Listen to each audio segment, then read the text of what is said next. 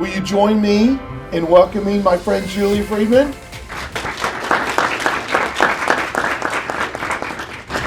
I just want to start off and just say I'm so thankful to be back here again this year. I mean, this symposium really is like no other. We go to conventions all year long, but I remember last year I talked to someone for about 15 minutes and I learned more in that conversation than my whole hospice career.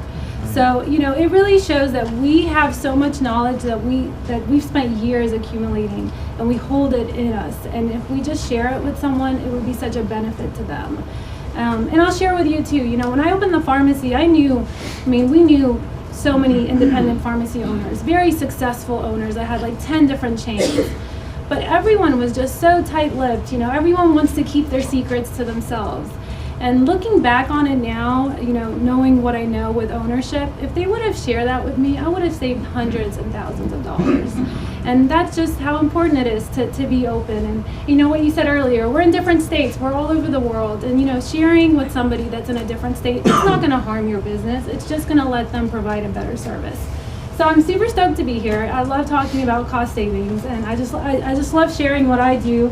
And controlling pharmacy costs. You know, you all, you know, are in hospice, so you have a big portion of your money that's being spent on pharmacy, and there's just so many little secrets that you can do that'll bring so much savings into your hospice. So I'm so excited to share it with you, and I hope you guys enjoy it. And this is so practical. If you just take what I give you and you really make it part of you and you share it with your team, that money is just going to start rolling in. Okay, so that's what I'm here for. So just a little bit about me. The main thing about me is I'm a hospice pharmacist. I own a pharmacy, but my main work, what I do 24 hours a day is hospice. I mean, 24 hours a day, it's me, it's the nurses, it's the team. And the biggest part of what I do is IDT consulting. I go into IDTs and I sit there with you guys. And you know, when I sit there as a pharmacist, you guys have a medical director that does, you know, she knows what to pick when it comes to drugs, but I'm looking at that bill and I'm looking at that patient, what you guys are talking about, and I'm looking at the drugs, you know, and I'm scrolling through and I'm just looking, is this appropriate? Should this have been billed to hospice, or should this have been gone through Pharm.D with a zero copay? You know, why did we select a $300 drug that we could have picked one that's $30? So that's what I do, and that's what I'm passionate about. And I just love seeing hospices save money, and I love seeing them like 5 months later and they tell me how much they saved and what they're doing now, you know, and the new employees that they have. It's amazing. So today, real quick, we're going to talk about how to spend 1 hour or less per month and have a $5,000 plus in monthly savings. Just 1 hour. Okay, we're going to talk about how to change the prescribing habits of your team, because that's the key here. We're going to talk about which drugs to focus and which alternatives to use, and really how to have a $5,000 to $10,000 in rolling savings. I'm not talking about just that month and you get that savings and that's it. I'm talking about a rolling savings that happens forever, or until you hire a new medical director, you know. But when you change the prescribing habit of your medical director and your staff, that savings is it really truly is forever, every single month. So that's what we're going to talk about today. And you know, really how to incorporate that savings into your daily hustle. So, did I say daily hustle? I did. So this picture is amazing. I mean, this is literally what our lives are like every single day. You know, we're running around like chickens with our heads cut off. You usually have that one guy that's like, hey, it's pretty calm here today, isn't it? And, you know, I have my guy, he's right there in the back with a gorgeous beard. But, you know, majority of us are running around with tripping over, you know, dropping baskets, trying to fill all these orders. You guys have so much to do in your day, and you're trying to cram it all into that 10-hour shift, the 12-hour shift. But the most effective way to truly have an ongoing savings is to change the prescribing habits of your staff, okay, and to incorporate that into your daily hustle. So retrospectively, you need to spend an hour a month, and you need to target your drug culprits, okay? And then prospectively, you do it through education of your staff. And when I say staff, it's the staff that has the power to tell someone something is covered or not covered. That's the staff that you need to target. Those people, whoever they are, medical director, nurses, whoever has that power, whoever's calling in the PBM and saying covered, not covered, whoever's calling the pharmacy covered, not covered, they need to be educated, and they need to be able to think for themselves and be able to question why something is marked covered or not covered. So that's the staff that we target, and that's what brings in that savings. So let's focus for a second here, okay? So just with a show of hands, who noticed the guy was missing an eyebrow first? Good job. So as you can see, a lot of people will focus on the guy's missing a tooth. The guy doesn't have an eyebrow. He's literally missing a whole eyebrow, and we're looking at his tooth. Okay, so again, it just goes to show sometimes it really is hard to focus. It's hard to know what to focus on. So, you know. I should have come in without an eyebrow and done the same tooth and see what happens. Looks fine.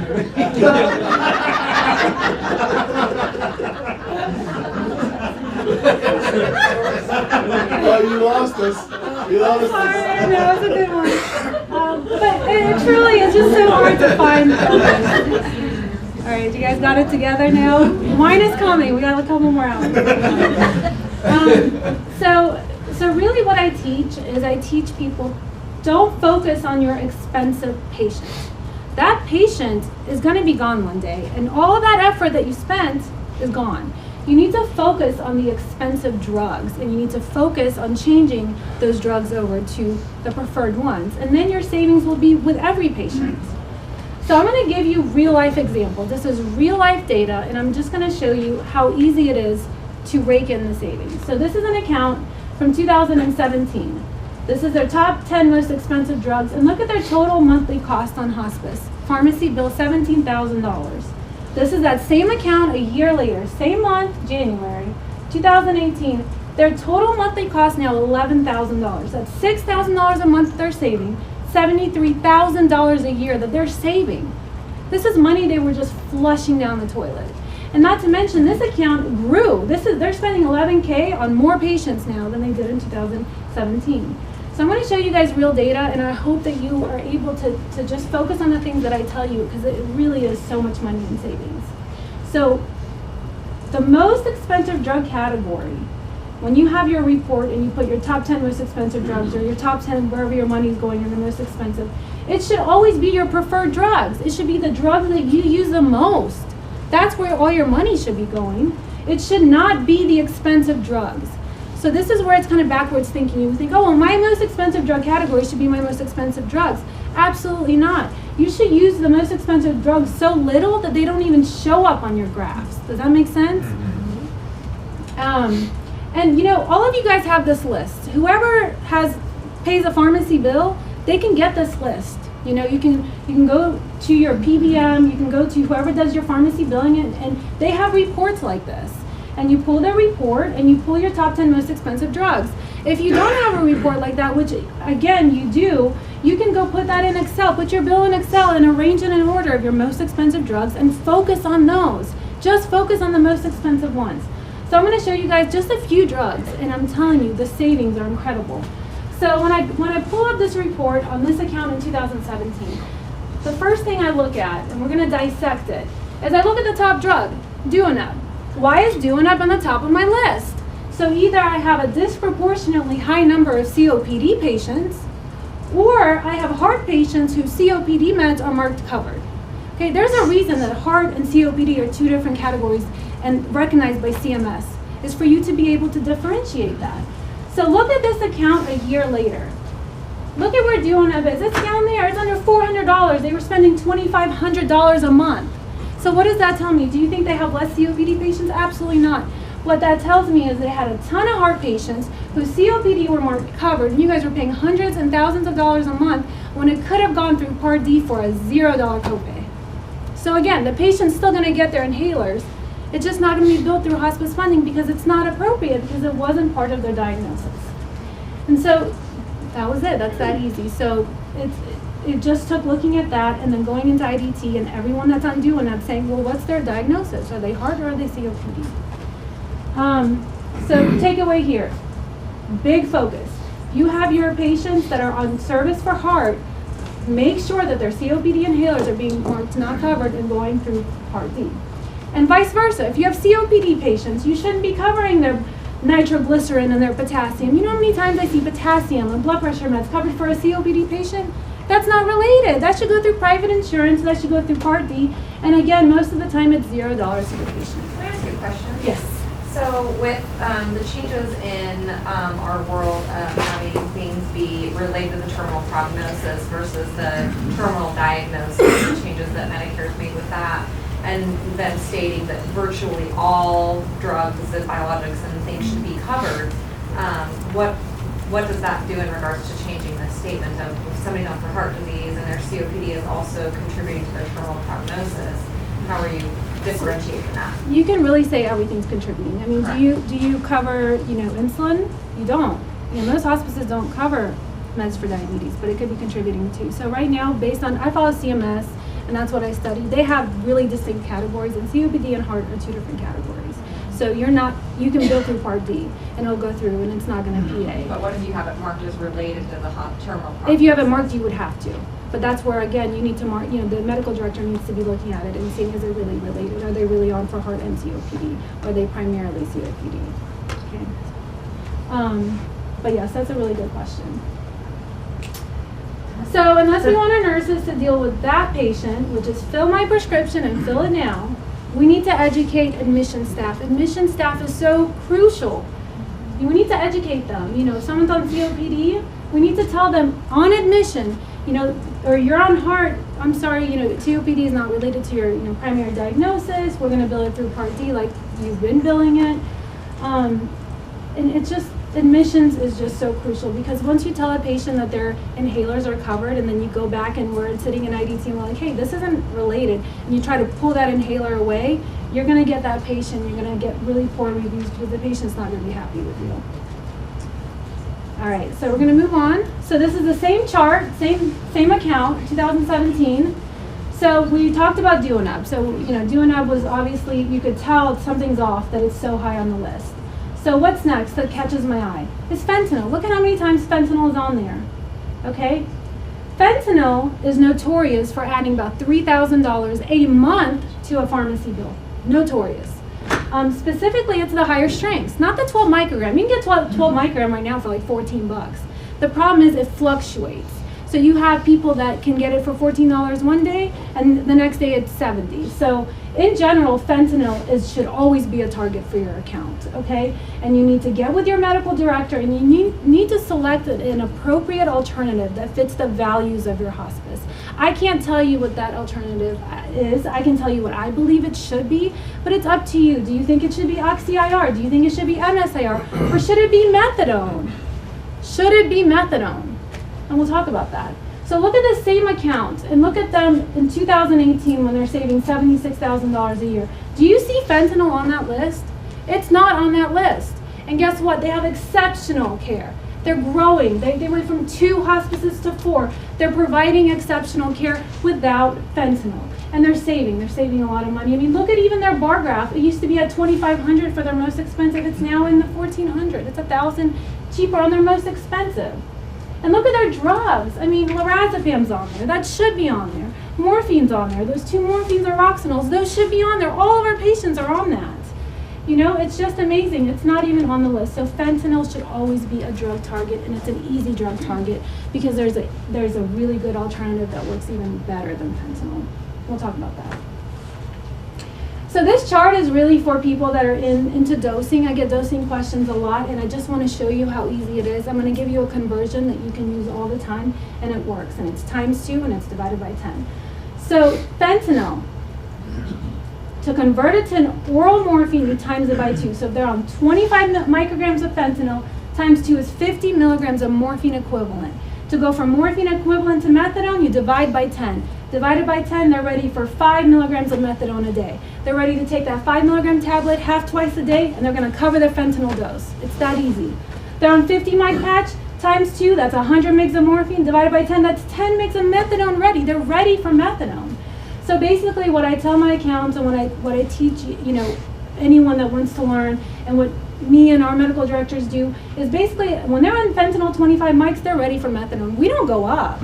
We switch them to methadone, because if they're on 25 mics and it's not working, you go up to 50, I guarantee you're going to go up to 100. And then you have accounts that are putting 200 mic patches. That's not right. If 100 mics wasn't working, you need to switch. It's not working. Maybe they have poor absorption. It's not working anymore. So we don't go there. By the time an account goes from fentanyl 25 to 100, they've wasted like $1,200, and then they switch to methadone anyways. So why not just switch to the methadone at fentanyl 25? Or not even go on fentanyl and go straight from that oxy to methadone. So it's better patient care, and the amount of money you save is incredible. So I just wanted to have that chart for people that, are into the dosing. So takeaway here, watch your fentanyl use. It's $3,000 a month. Switch your patients from fentanyl to methadone. Use methadone as the next step to anyone taking 50 mg of morphine equivalent per day. So I'm going to give you something that's really easy, and this is all about being practical here, right? We want to walk away and be able to use this daily. I don't like our nurses having to walk around with dosing charts. I equate Norco, Oxy, and morphine as equivalent. So Oxy might be stronger, maybe like 1.3 stronger. But if someone calls me and they're like, they're on 40 mgs of Norco a day and I want to switch them to morphine, how many mgs a day? 40 mgs of morphine, 40 mgs of Oxy. I make it easy, it's practical, and it works. Clinically, it works. So if your patient is on 50 mgs of Oxy or morphine or Norco equivalent per day, they're ready for 5 milligrams of methadone. And it's going to make them feel good. Methadone makes patients feel good, and it gets rid of their pain, and it gets rid of that cancer pain and the bone pain. The only time I really agree with fentanyl use is if you have a history of drug abuse. Because you have those people with families that they don't trust, or people are stealing their meds. When you put on that patch, it's easy. You can monitor it, it is recommended. Or you don't have a reliable way of administering meds. I understand, then the fentanyl patch is more beneficial to the patient. So I do want to go and talk about methadone for a second. A lot of hospices don't like to use methadone, but when we have a hospice that starts to use methadone and they see the results, it just really is a go-to drug. Methadone is absolutely incredible. As a matter of fact, if I ever live to an age to where I can get to go to hospice, the first question I'm going to ask is, are you going to give me methadone?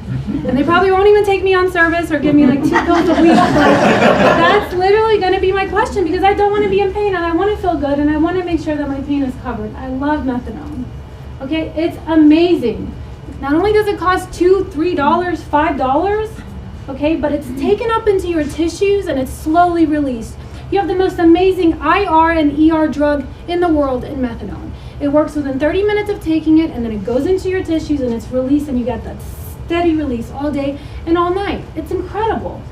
Quality of life in studies on methadone, 70% of patients who switch from morphine to methadone prefer to stay on methadone. You got methadone clinics. You got people that are secretaries and they're on methadone and they live well and they're happy because it makes you feel better. Did you know it's a serotonin reuptake inhibitor? It's an antidepressant. Who needs Zoloft when you can have methadone? You can give your patient methadone and not have to give them an antidepressant. It's amazing. It really is. Not only that, but when it's converted mainly in the liver to a non-toxic metabolite. Most of our drugs that are converted, they're toxic. That's why you have renal patients, they can't take certain drugs. You got patients with liver disease, they can't take certain drugs. You got renal liver patients, they can take methadone because it's going to be converted to a non-toxic metabolite. As a matter of fact, methadone clinics, a lot of those patients have hepatitis. They have liver issues. And methadone is the go-to, even though it's a drug that's metabolized in the liver.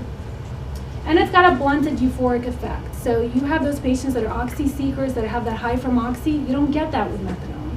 It's just overall an amazing drug. Methadone presentation is a whole nother beast. I can spend 2 hours on methadone, but I just want you guys to know if you want to get into methadone, you'll have my info. Please call me and I will help you. So getting your doctor to write for it is possible. Being able to read what he wrote, I mean, that's a real prescription. I don't know what it says. I think it says methadone. Who knows? So the takeaway here is really to introduce methadone into your pain protocol. Your pain protocol should have methadone in it. I brought a medical alphabet dictionary for you guys that you can take home and print. So you know exactly what your doctor is writing, okay? I'm sure Seth will send it to you guys and you guys can have it at work. I use it all the time. I really do. I really do. All right, so this is a different account. And this is what's so fun about what I do, is because every account is so different. And I love the new accounts because there's so much there to be able to save. So this is a different account, and we're going to break that. That's their top most expensive drugs, where most of their money goes. 2 of them are anticoagulations, are $2K a month. The rest of the meds are brand name inhalers, are $3,000 a month. Just that alone is $5,000 a month. And then I'm going to add that $600 in fentanyl and the $450 in that brand name Lyrica. Why is that even on there? They're spending $6,000 a month. They're flushing it down the toilet. That's $76,000 a year on just 9 drugs that have alternatives, better alternatives.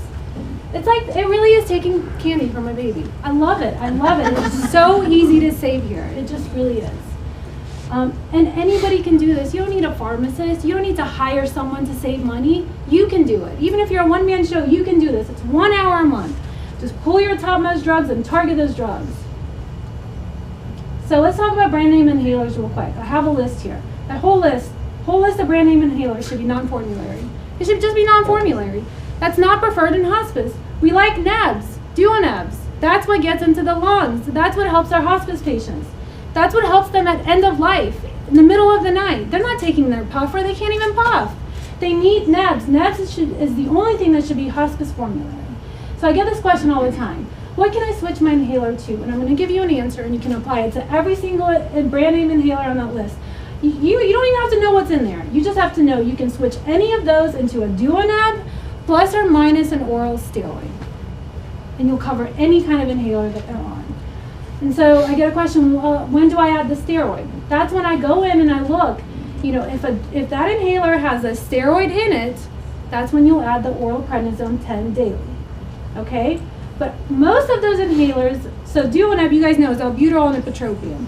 Most of those inhalers either have just albuterol or just ipratropium or those together. So if you give them a duo-neb, you'll cover anything that's in that inhaler. And if that inhaler has an oral has a steroid in it, you give them oral prednisone, and you're done. That's that easy. You don't need to carry around anything or know anything about what's in that inhaler. I like this little joke here. This is one of those miracle drugs. If you can afford it, it's a miracle. And that's true. Those inhalers are just like $400. It's insane. And the patients don't even get, a lot of it is deposited in their throat. They don't even get the full benefit. This is cute. No, I said I've got a cute angina. Look at that guy, he's very happy. It's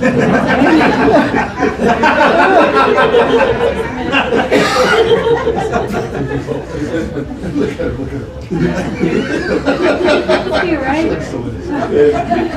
So, I just want to talk about anticoagulation therapy, specifically in hospice, okay? Anticoagulation therapy does not improve symptoms. You don't take an aspirin and you're like, I feel great. You don't see symptoms, you don't feel it. Okay, it reduces the risk of stroke by 4% a year for the normal patient. Let's talk about hospice patients. Median length of stay 20 days. That's a 0.22% risk reduction. That's 0.0022 in decimal. That's nothing. It's not appropriate in a hospice patient. Again, that's just my belief. Okay, I don't believe it's appropriate. You know, when I went through school and pharmacy school, they always talk about risk versus benefit, and there is no benefit. The benefit is too low. The risk outweighs the benefit. Them falling and bleeding out and their family getting upset, to me, it's not worth it because there's not benefit because the hospice period is so short for the patient. So for me, what I recommend that we try to do for our accounts is encourage the prescribing habit to change to either aspirin if they really want to stay on something. But what CMS says, and what you should do is just say it's related to the terminal illness, but it's no longer medically necessary. So you're not going to cover it. Pharm.D is not going to cover it. They just need to discontinue it because there's no benefit on hospice. That's it. So here's another account. And again, I'm just trying to teach you guys how to take your hospice, pull up a chart of your top 10 drugs and just start dissecting it and seeing why is so much money going on ER. You know, it should be lorazepam, it should be Haldol. Why is that Cinnamon on there? Do you have a ton of Parkinson's patients or Parkinson's meds being covered inappropriately? Why is Protonix on there? You know, GERD meds, we'll talk about that. But let's talk about ER meds. You know, your kid should be up there because you send a kid to every patient. You know, if you're an account that does that, it should be top 10. So ER medications, we spend about $2K a month here on this specific account for 2 drugs. $2,000 a month on 2 drugs.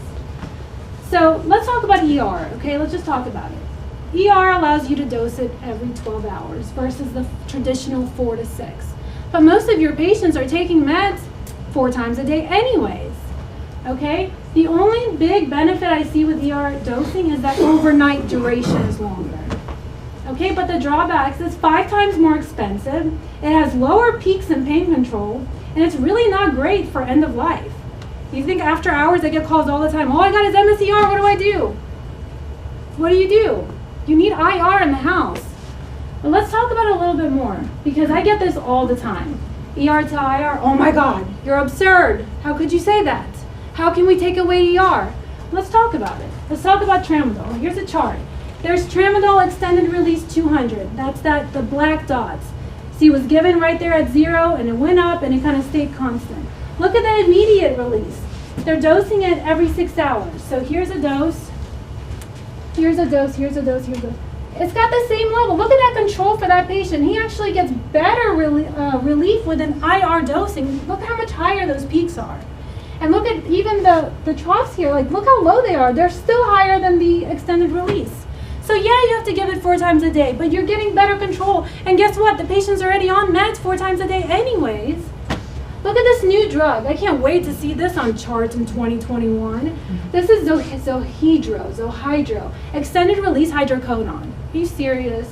Look at it. I mean, it's going to cost like $1,000, and I bet you in 2021 I'm going to see it on people's charts. And I'm going to be like, oh my gosh, why is this on here? You give the dose, it goes up and it goes down. Look at the immediate release hydrocodone given twice. Look how much higher its peaks are, and it gives you the same relief. Why are we spending $300 more? Why are we spending $3,000 a month? Okay, sorry. I'm very passionate about money here. It's just so much loss, and it's just that money. You know, at the end of the day, I've had the pleasure to work with a lot of different types of accounts, like big conglomerate chains or not-for-profit and little mom and pops. And at the end of the day, when you have more funding, you provide a better service. You do.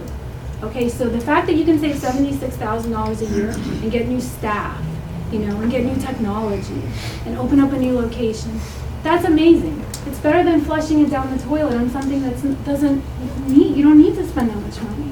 And you know, I try to tell people, no matter where you are in the chain, you know, you don't have to be a pharmacy owner to benefit it, or an employee. You don't have to be a hospice owner. Every person in that business, if you save money for that business, it's going to trickle down on you.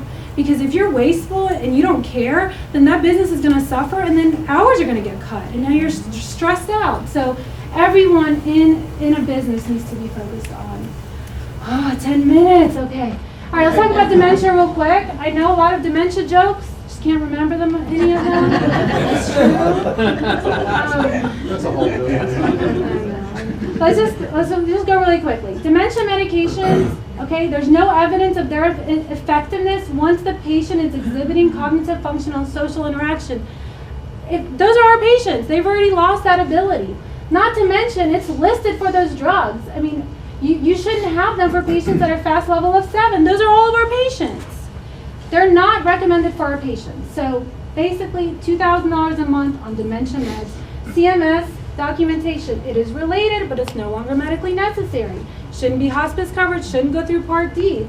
It should be given to, if the patient wants to stay on it, the family can pay for it. Guess what? We got good RX. 1 month supply of Aricept is $7. $12 on the meds. You know how much you're paying for it? Look up your last bill and see how much you paid for those meds.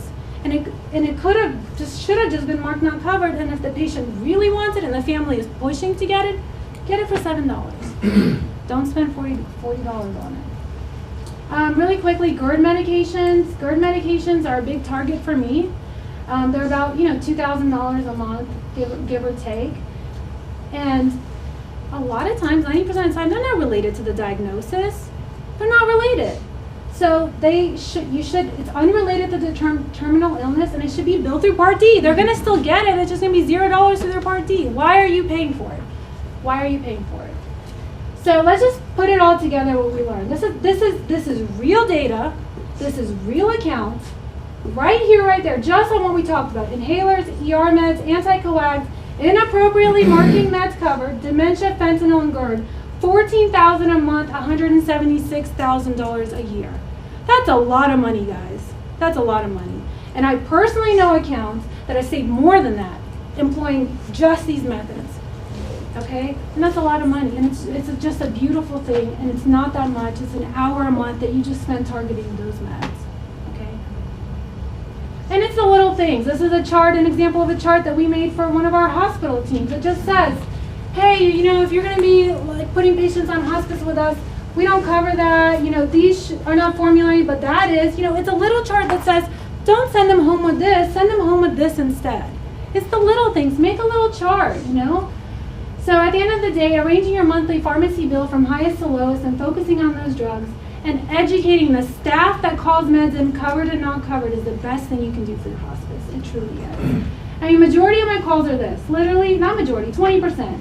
I get a call, oh, hey, you know, this is what I'm ordering. I'll say, is this drug hospice covered? Yes. And I'll say, okay, well, why are we covering blood pressure meds for a COPD patient? It says so in my admission documents on my list in the computer. So what if it says so? So what? You need to really question it. Is it related? And I'll say, well, I think you should call the director and double check. And then they call back and say, it's not covered.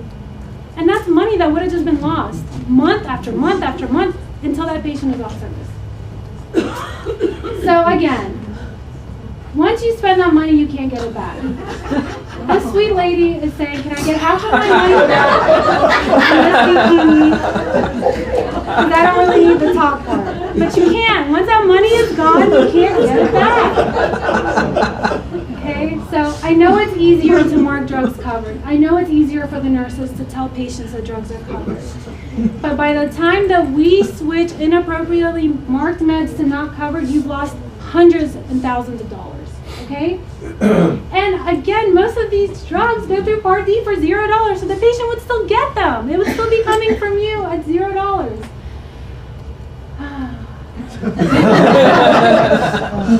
There's more than one way to do something. It's about finding the way that works for you. Okay, that's it.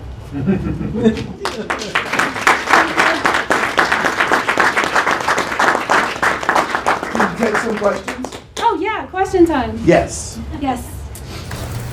Thanks for all the tips. We meet with our pharmacy provider about once a quarter to do the same thing. And it sounds really great on paper because it's all theory and it makes sense. But then when we apply it in real life situations with all the factors we deal with, you're talking about group homes demanding things or patient family members with an idea that they've always been on this, they shouldn't come off of it, et cetera, et cetera.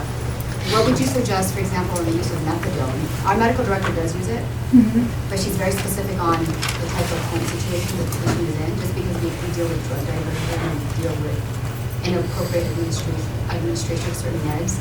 What are some guidelines that you want to share with us when we're applying methadone? Like clinically it makes sense, but like in the home setting with the different patient population. Well, this is where it gets me, because if you're going to put morphine in the home, that's just as dangerous as methadone. People think methadone is really, I know, they think it's very dangerous, and it is because it has a very long half-life. But again, if you do the conversion correctly, which I told you how easy it can be, and you put that in the home and you give them a 15-day supply of methadone, it's not any more dangerous than a 15-day supply of morphine. They can take all that at once and die just as quickly as taking all that methadone. So number one, it's not more dangerous. You know, I think you need to get with your team and get that, pick a dose. Like if they're on 50 mics a day of Oxy or Norco, we're going to recommend methadone. And you're only sending a 15-day supply. And I don't, again, it's not any more dangerous, but people feel like it is. And I tell patients all the time, methadone is better. It gives you energy. If you give them that 3 days to stabilize on it, they're going to feel, but the patient is going to stop sleeping all day. They're going to wake up. It's a better drug than the drugs we're putting in there. So, and again, it gets me because we're putting all kinds, fentanyl patches, all that. Those are all dangerous. They're just as dangerous as methadone.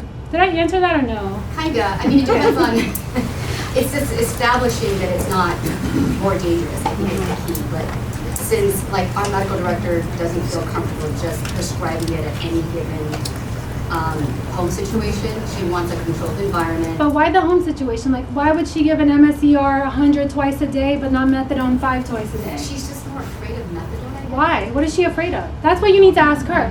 What are you afraid of?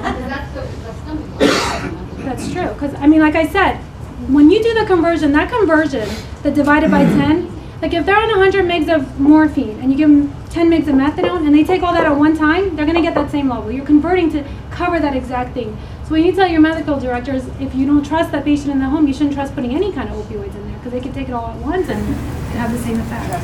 I actually had that same thing happen, but I brought in a pharmacist to meet with the provider and do a whole education on methadone conversions. She has had that. Oh. It's just her personal comfort level. Oh, okay. It's not so much based on like maybe science or. That's what makes me sad is people think it's more dangerous, but it's not. What they're putting in there is more dangerous than the methadone. I do have another question Yes. related to the ER versus like using IR. Dire. Like we train our nurses on like the World Health Organization's like step ladder, 24, 48 hours, count how many milligrams per tablet of morphine, and then convert that to long acting, and then use the IR for breakthroughs. So if we're not going to have ER at all, for example, we just use IR 4 times a day. What do you do with the breakthrough part? Or You still just do a keep- breakthrough. You just keep using IR. You use that. So you can have that as a breakthrough. So let's say you do 30 mgs TID scheduled. You might still want to, if they have like in between, and you monitor that. If they're using the breakthrough, we need to up the schedule. Your patients shouldn't always be on a breakthrough. If they're using a breakthrough consistently every day and they're not drug abusers, but they truly need it, you need to up that scheduled dose until they don't need the breakthrough because it's not helping them. Yes. Wondering how you apply that with all IR. Yeah, and again, like ER is nice, it's convenient, but on the fact that it costs 5 times more, it's not for hospice. It just isn't. Okay.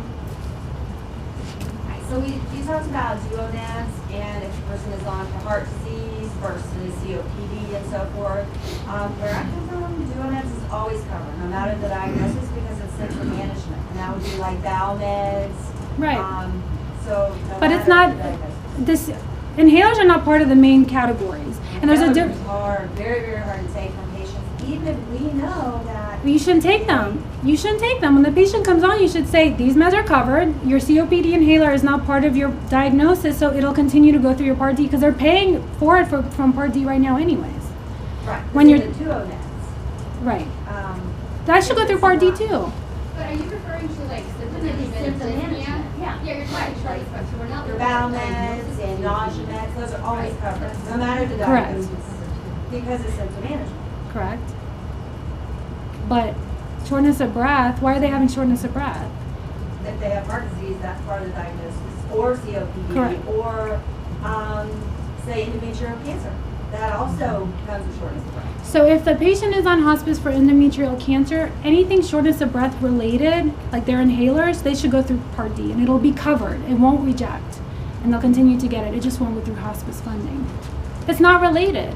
I mean, and again, I'm not saying, that's just my opinion. If you want to cover it, great. If you have the funding to cover it, great. If you want to cover insulin because it's going to be related, great. If you have the funding, do it. I'm here just to show you that there's a reason we have these categories and CMS recognizes them and it's not related and it can go through Part D. And a lot of times it'll be $0. Duonets are $0 through a lot of insurances.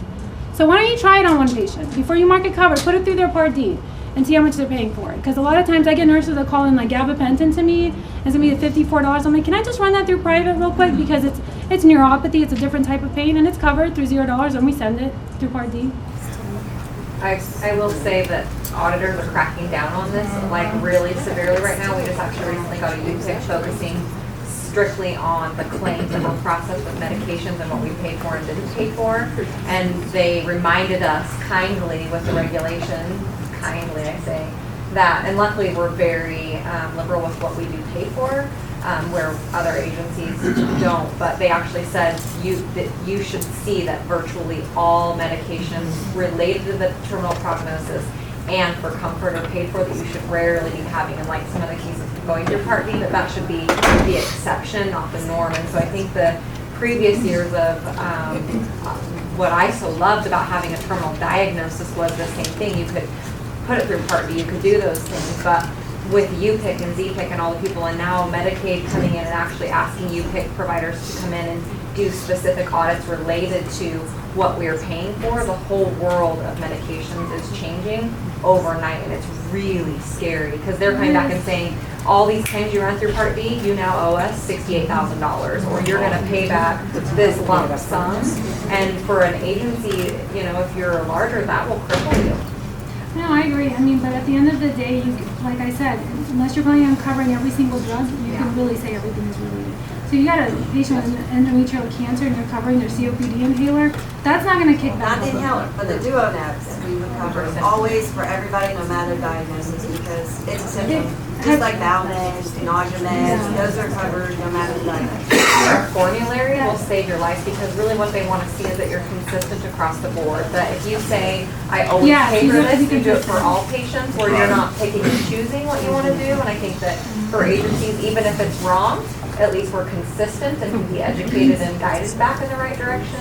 But that's where, for us, that's been a lifesaver. But Yeah, I mean, I don't think that would kick back. NEBs are not going to kick back for endometrial cancer. And a lot of times if people have pre-existing before hospice, like certain antidepressant meds, that continues through Part D. We haven't had any kickback issues at all. So, but again, if you can cover it, I'm just here to show you what you can do.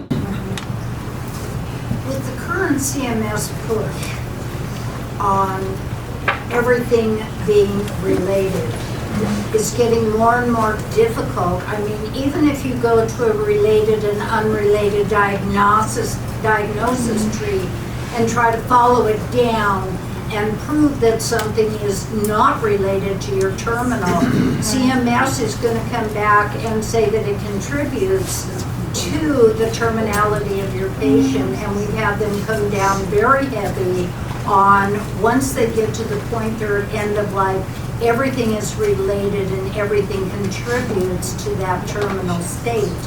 So what we are having to approach, rather than saying we aren't going to cover this or we aren't going to cover that, is talking with the families about what's appropriate at end of life and what is not. And if they choose to continue it, then it would have to be through their pocket, because our doctors are saying it is not necessary at end of life treatment. Right. But to say it's unrelated, you almost can't do that anymore. Just like heart disease and COPD, which came first, you know, especially with right heart. Yeah, I mean, heart and COPD is hard. Yeah. But it's almost impossible. Unrelatedness is very difficult to prove anymore. So, and this is where, again, if you're going to be covering it, you need to go ahead and figure out what alternatives. So like those brand name inhalers, you need to do the duo-nab.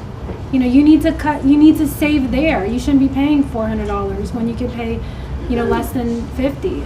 And like anti-coags, like you said, you wouldn't say it's unrelated. You would say it's related, but it's no longer medically necessary.